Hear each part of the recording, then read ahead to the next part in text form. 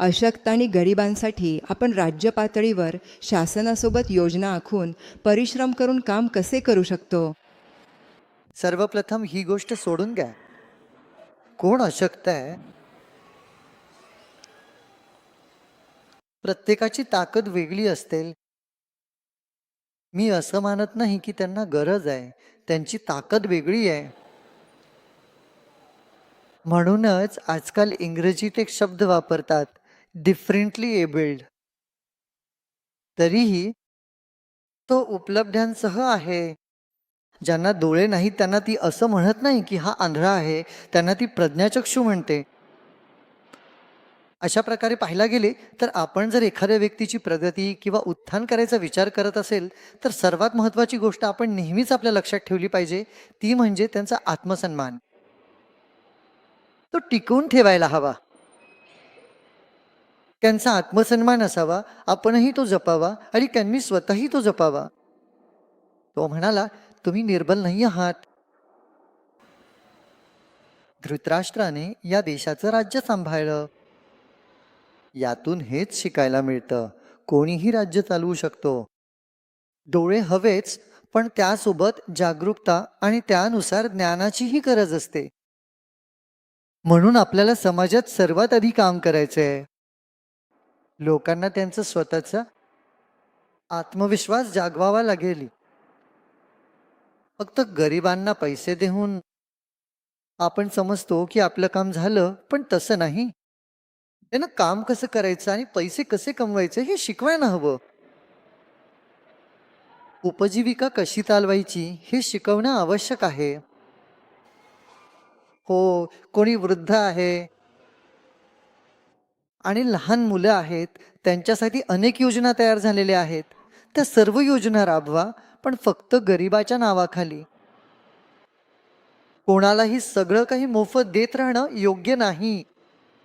मी तुम्हाला एक उदाहरण देतो. अलीकडेच आम्ही व्हेनेझुएलाला गेलो होतो. व्हेनेझुएलामध्ये इतकं तेल आहे, इतकं तेल आहे. सगळ्या खाडी देशांच्या तेलापेक्षा तेलाचं प्रमाण 5 पट जास्त आहे. तेल तिथे आहे. सोने आहे का? तांबे आहे. सर्व प्रकारच्या खनिजं तिथे आहेत. मिनरल्स आहेत. हे सगळं असूनही तो देश गरीब आहे. तसाच राहिलाय. याचं कारण काय आहे? सगळं मोफत दिलं गेलं. तिथे तेल सगळ्यांसाठी फुकट आहे. तुम्ही पेट्रोल पंपावर जा, जितकं तेल हवं तितकं भरून घ्या, गाडी चालवा, काही पैसे लागत नाहीत. तुम्ही गाडी चालवत चालवत थकून जाल, खर्चच होणार नाही, पैसेच लागत नाहीत. तिथे वीज बिलही भरावी लागत नाही. पाणी फुकट आहे, वीज फुकट आहे, पेट्रोल तर फुकट आहेच. आणि प्रत्येकाच्या घरी दर महिन्याला रेशन पोचवलं जातं. जसं आपल्याकडे रेशन कार्ड असतं ना, तसंच त्यांच्या घरी किती लोक आहेत त्यानुसार संपूर्ण रेशन घरी येतं, तेही फुकट. आणि शिक्षण फुकट आहे. रुग्णालयात सगळं फुकट आहे. मग माणूस काय करणार? करायला काहीच उरलेलं नाहीये. सगळ्या गोष्टी मोफत आहेत आणि तिथे एकही भाजी सुद्धा पिकवत नाहीत. आता जेव्हा अमेरिकेने निर्बंध लावले, हाहाकार माजला. का? त्यांनी एकही कोंबडी पाळलेली नाही, कधीच कुठली भाजी विकत घेतली नाही, काहीच पिकवलं नाही. सगळ्या गोष्टी बाहेरूनच येत होत्या. त्यांनी तेल विकलं आणि त्या बदल्यात सगळ्या गोष्टी आणल्या. लोक आरामात राहत होते. आता काय, जेव्हा निर्बंध लागले आणि तिथे कुणी काहीच पिकवलं नव्हतं, त्यामुळे पिकवण्याची काहीच आवड नव्हती, म्हणूनच हाहाकार माजला. आम्ही तिथे गेलो होतो. आम्ही तिथल्या राष्ट्रपतींना सांगितलं, हा आपल्या सगळ्या तरुणांना कामाला लावा, आमचं VLTP तिथे सुरू झालंय. तिथल्या तरुणांना. तरीही त्या परिस्थितीतही तिथे आपला शिबिर चालू होता. तेव्हा लिव्हिंगचं शिबिर चालू होतं. आम्ही तिथे गेलो होतो. सुमारे 200 लोकांनी शिबिरात भाग घेतला होता.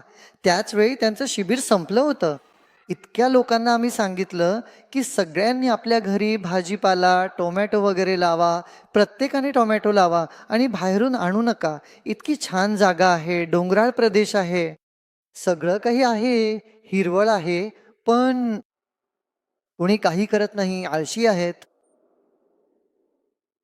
हो, त्यांनी सांगितलं की प्रत्येकाने आपापली भाजीपाला लावा.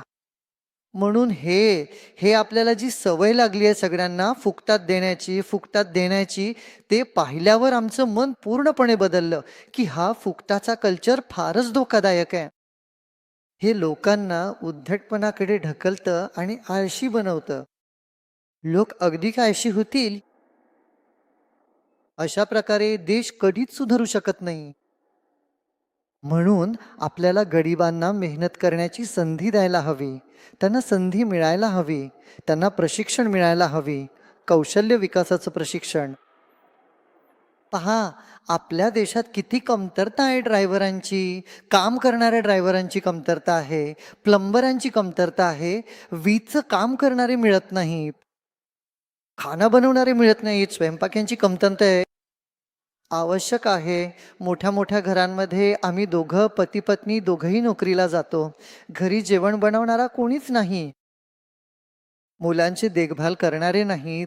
शेतात काम करण्यासाठी लोक नाहीत. गावांमध्ये शेती रिकामी पडली आहे अनेक ठिकाणी. लोक म्हणतात आमचं मुलं शेतात काम करायला तयार नाही. शहरात जाऊन डिग्री घेतली, आता शेतात कोण जाणार? आपण या सर्व गोष्टी लक्षात घेऊन लोकांच्या उपजीविकेत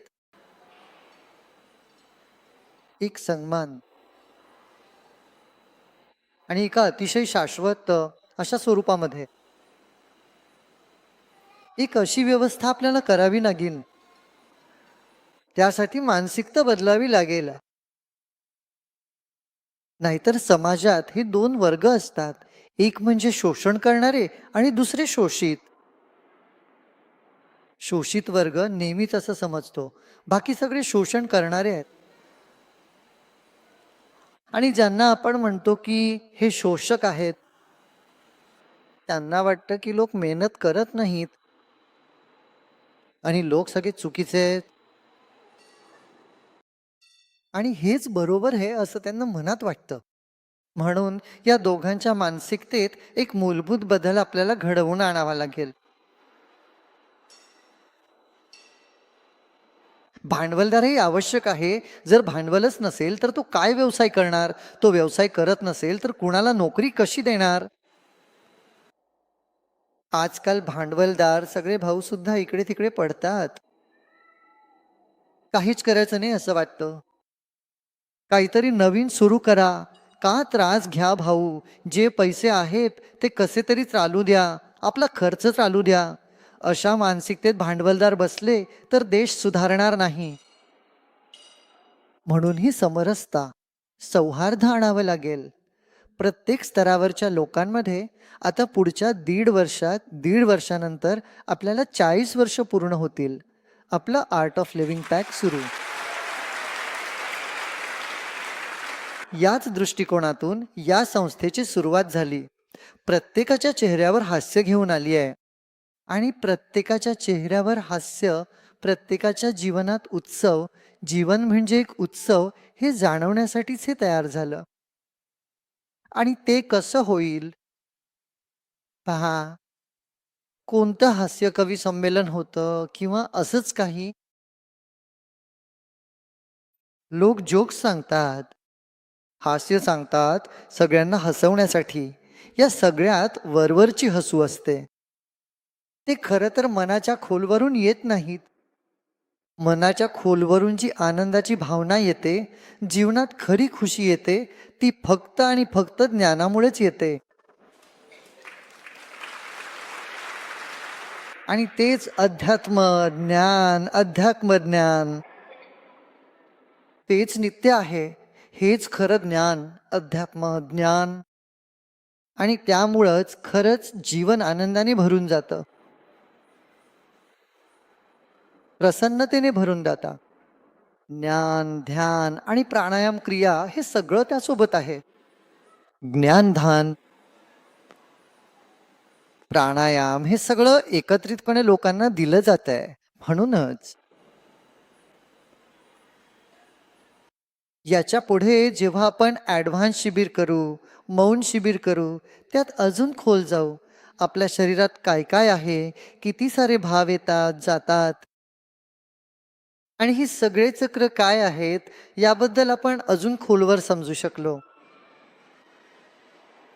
हे खूप आवश्यक आहे. लोकांना ज्ञानात आवड आणि गती दोन्ही मिळाव्यात.